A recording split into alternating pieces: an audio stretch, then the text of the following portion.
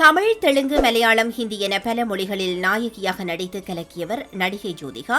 திருமணத்திற்கு முன்னர் வரை தமிழ் சினிமாவில் சக்கை போட்டுக் கொண்டிருந்தவர் நடிகர் சூர்யாவை திருமணம் செய்த பின்னர் ஆள் இருக்குமிடம் தெரியாமல் போய்விட்டார். தன்னுடைய 2 குழந்தைகளையும் வளர்த்து ஆளாக்கிய பின்னர் சூர்யா குடும்பம் ஜோதிகாவை நடிக்க வேண்டும் என சொல்லிவிட்டார்கள் போல.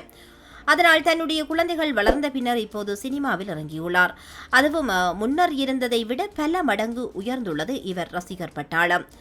36 வயதிலே ராட்சசி, மகளிர் மட்டும் உடன்பிறப்பே என தமிழில் நடித்து வந்தவர் மலையாளத்தில் காதல் தீஹோர், ஹிந்தியில் சைதான் என மற்ற மொழி படங்களில் நடித்து அசத்தி வருகின்றார். இந்த நிலையில் ஆங்கில ஊடகம் ஒன்றிற்கு பேட்டியளித்த ஜோதிகாவிடம் உங்கள் மகன் தீவ் சினிமாவில் நடிப்பாரா என கேட்டுள்ளனர். அதற்கு அவர் நிச்சயம் அவர் நடிக்க வாய்ப்பு இல்லை. 8ஆம் வகுப்பு படித்து வருகிறார்.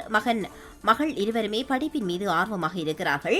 ஒருவேளை படிப்பு முடித்து நடிக்க வேண்டும் என்று விரும்பினால் அது அவர்களின் விருப்பம் என கூறியுள்ளார்.